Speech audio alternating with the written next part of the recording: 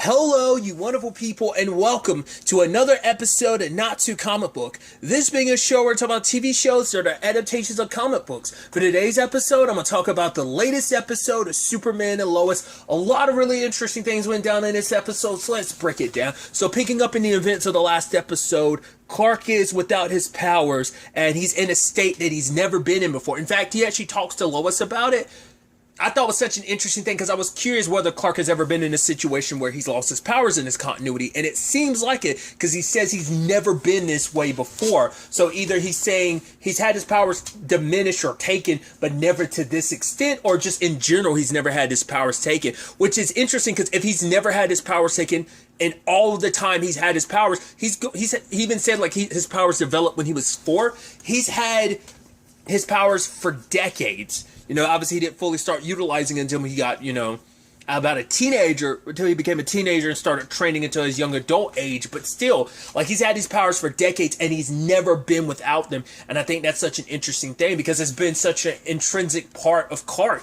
Even to the point now, the world is in need of Superman. It's like, right, the world went a month without Superman. Granted, there was other people like John Henry to pick up the slack. But now it's like we're in a different situation. This is a crisis all on its own where two worlds are melding together.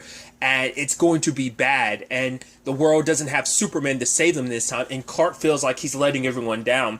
I even love that scene with Sam where Sam was like, right, don't beat yourself up, Clark. You lost your powers trying to save me. You wouldn't have, if you had saved me, you'd have your powers. But Clark is like, every life is worth saving, Sam, especially yours. Again, it's like your family. Like, I would save anyone's life, but especially yours, your family. So, he's trying to make Sam feel better about, like, right, I would have made that choice regardless. Even knowing what the outcome would have been, and knowing what the outcome is now, I still would have done it because it would have been the right thing to do.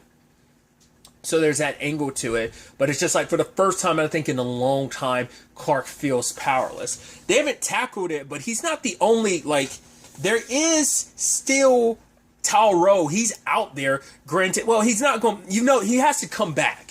He went running, but he's like, right, considering the circumstances, I can be out running, but, it's like, right, I'd rather fight alongside my brother. Maybe he can help with Clark's circumstances, because he had some of his powers drained, but it wasn't to the extent, because Clark is so, his cells were stripped of everything, and his mom says that basically it will take him about the same amount of time it took him to learn how to use his powers to first develop when he came to this world as an infant. So it would be about 4 years, maybe, before his powers can come back. Some time frame in there, but not nearly the time they need to resolve this whole situation because, time is running out. His mom was suggesting an idea, but she started glitching out because the worlds were melding together. Whatever it was, she said it would be dangerous. So it is probably going to... because I was wondering, would a quick stop to the sun be enough to really shift that? For example, kind of similar to how Thor made Stormbreaker, the sun's energy. I wonder, would it be something similar to that? Would that help Clark? Because whatever it is, it's going to be dangerous. And right now, he's not even he's pretty much just a regular human at this point. So whatever they do would be so strenuous on him, but maybe it could be like a transfer of taking some of what Tal-Rho has and passing it on to Clark to kind of jumpstart his cells so they can start absorbing the yellow sun. Interesting considering the state of the sun right now, because it's basically turning into the red sun from the Bizarro world. So now the conversation also turns into, well, what do we tell the public? Chrissy wants to tell the public the truth, but Lois doesn't want to panic the world because it's cool, you tell them the truth about everything that's going on, you're just going to worry them because it's that thing of, well, do you tell people the truth when there is no solution? It's yeah, you're just giving them more problems without any means or way of resolving it. So that's that territory you start getting into. And obviously because Superman's out of commission, obviously Lois didn't tell Chrissy everything at the time. And now when things kind of getting worse and worse, the DOD is going to put out a statement being like, yep, yeah, they're just going to cover it up being like, oh yeah, it's something else, which even Lois is like, no, we need to tell people the truth. Even Clark is saying we need to tell people the truth. So Chrissy and Lois go to Lana and tell her everything that's going on. Which obviously she's like, wait, it's Superman okay? It's like, yeah, he's okay, but we can't count on him to save us now. And she's like, do you want me to you're just telling me this so I can lie to people and cover it up? And Lois talks about, yes, sometimes she's withheld information as a reporter because she thought she was helping people in the long run. Sometimes that ended up being true. In other cases, it wasn't. It is the thing of she did what she always thought was the best, but in this situation, she's leaving it up to Lana. It's like, I want you to be well equipped with what's to come. It's ultimately going to be your decision to decide as mayor what you're going to do with that information. Do you tell the rest of the town or not? I mean, after everything Smallville went through with the Kryptonians last season, it's up to, so Lana was kind of stuck in that middle place of like, well, what do I do? I'm going to be telling people a problem with no solutions, or do I let them live their happy lives and until whatever happens. And it's actually Kyle who gives her advice about, they used the parallels of his secret about his affair. It was a conversation about, part of it was basically when you bury a lie so deep and don't really, eventually it stops being a lie. You never register it as a lie anymore. It just becomes the truth. And yes, eventually, because Lana's like, I would have eventually found out. He's like, yeah, that's the thing about the truth. Everyone will eventually find out. But the thing is, it's about having the courage to tell the truth when it mattered most.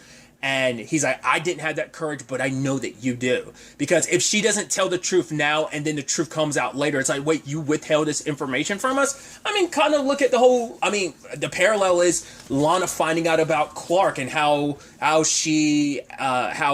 reacted to that is kind of proof of that. So ultimately she puts on a city meeting with everyone at the high school and tells them about everything, including Clark, about the parallel worlds coming together, the Bizarro world coming together with this one, but no one wanted to believe her. I'm like, do you really think why would Lana lie about that?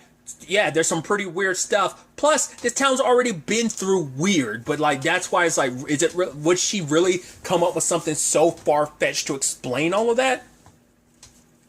But they don't want to believe her, especially the former mayor. He's using it as an opportunity to say, like, oh, she's just doing this for yada yada. I'm like, what benefit would she get for? I guess he's like, right, when people are so scared, they'll have to rely on you. I guess that's his justification.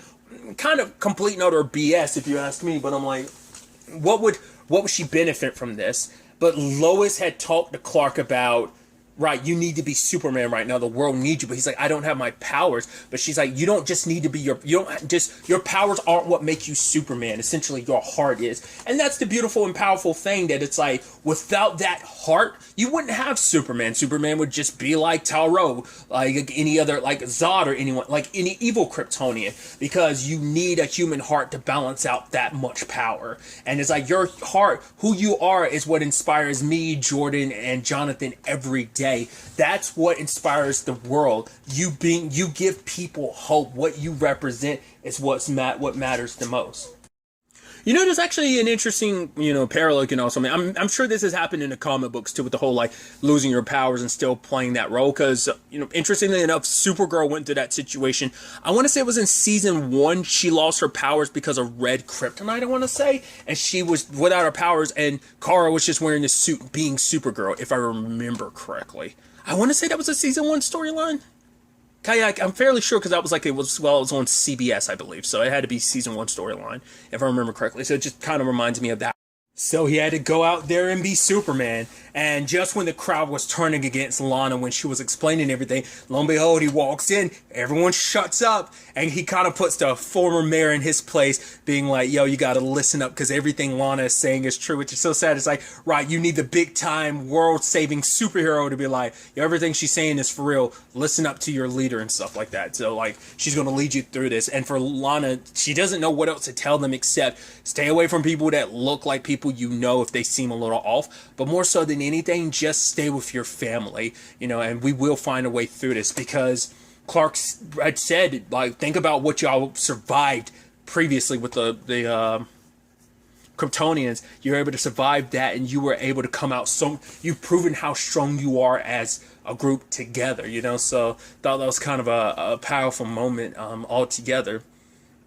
But other than that, obviously, Bizarro Lana is here. She tried to come after Clark. Luckily, Jordan stepped in the way, but she kind of easily took him down, which now it's like, right, Dad's like the strongest one of us, and none of us here had the power to protect him. The only reason why he was saved that time was because luckily Nat and John Henry got back in time to cover, but Jordan was nervous, like, right, the next time she shows up again, can we actually protect Dad? Because even with my power, what makes it worse is like, he would rather not have any powers than have powers and feel like I can't do anything. Even though I have these powers, I can't do anything to protect Dad. I can't do anything to protect anyone.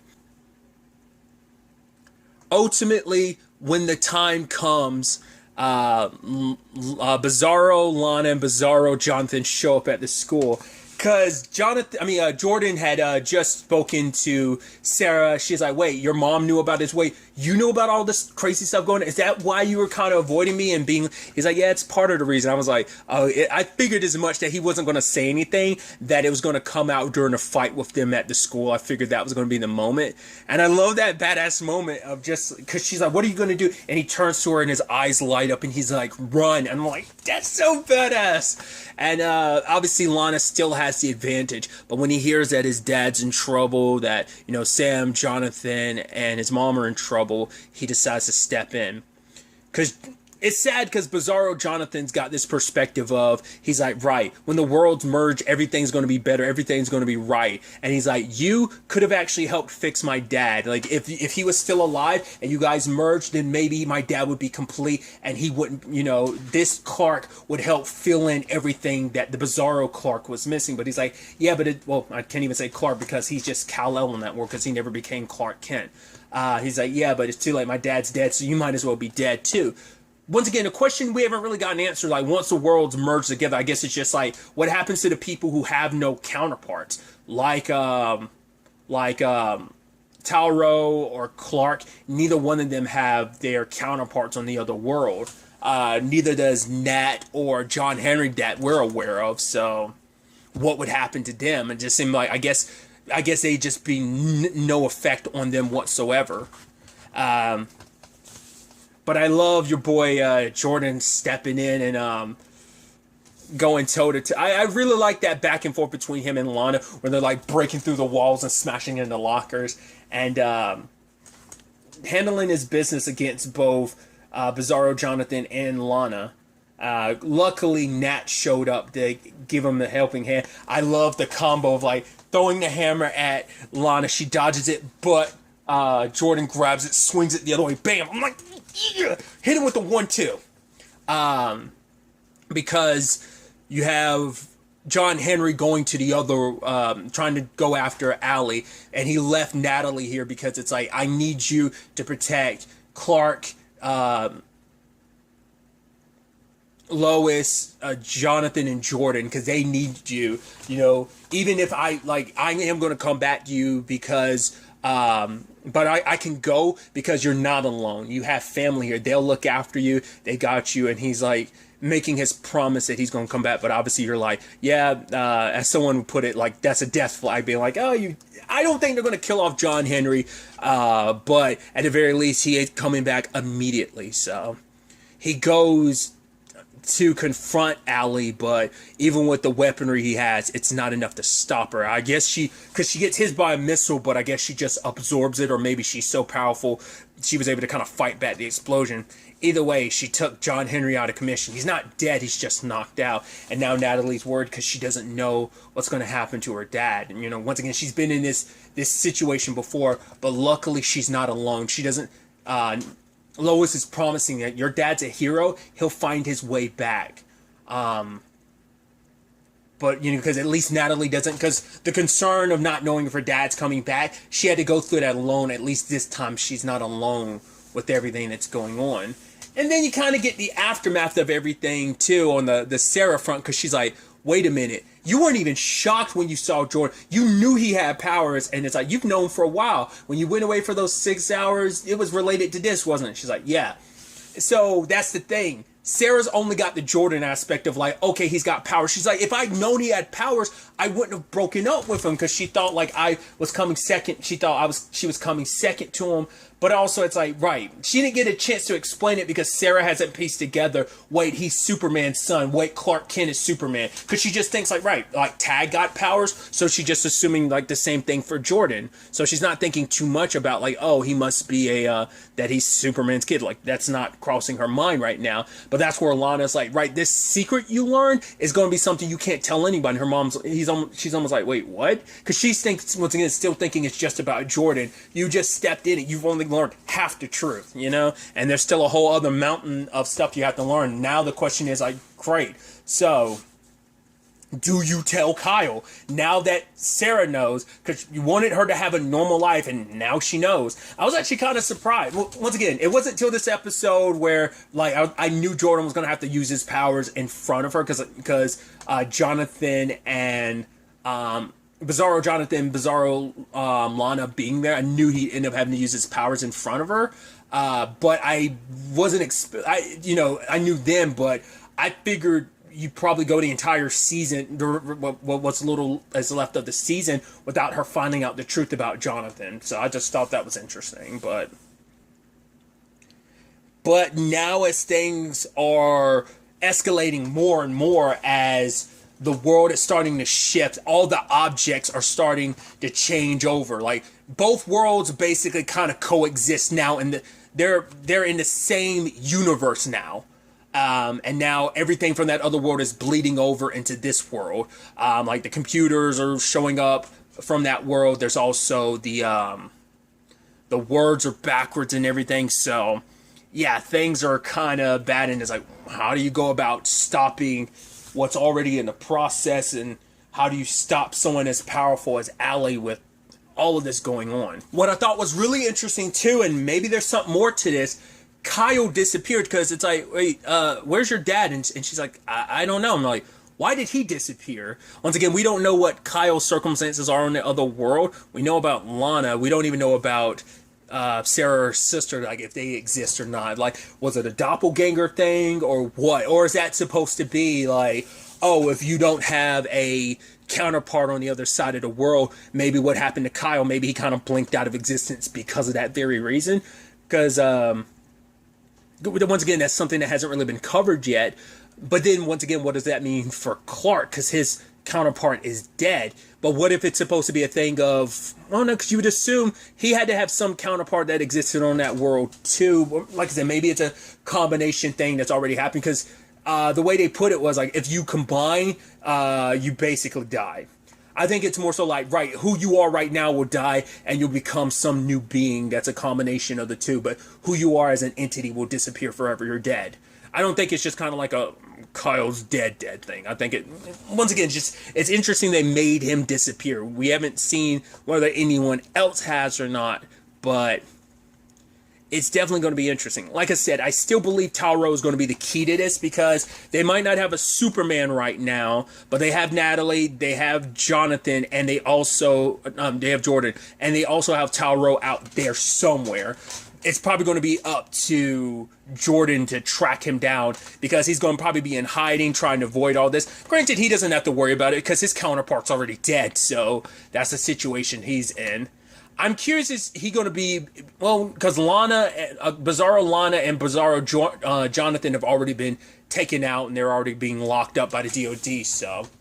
But like I said, he might be the key to helping restore Clark's power. At the very least, he can fill that Superman vacuum for some time if they can track him down. But he can't stay hidden forever with everything being as it is. It's like, right, he was going to enjoy his freedom, be on the run, but it's like, yeah, if I don't step up to help, you know, it's like not even being selfless. I mean, there's the selfless angle of like, he'll probably say like, oh, I'm trying to help my family, but truth be told, it's the selfish thing of, I'm trying to prolong my own existence. So if I'm not careful, this world's all going to be destroyed. So I kind of don't want that. So Allie needs to be stopped. So he'll probably come out of the shadows for that. But it's definitely going to be interesting to see how this all plays out, how this all wraps up. Next episode is, in fact, the season finale, so it's going to be interesting to see how they wrap the season up, how this all gets resolved, and also what this tees up for season 3 is going to really be interesting to see what they're going to set up on that front. But really, that's all I wanted to talk about. Till the next time we meet, be happy,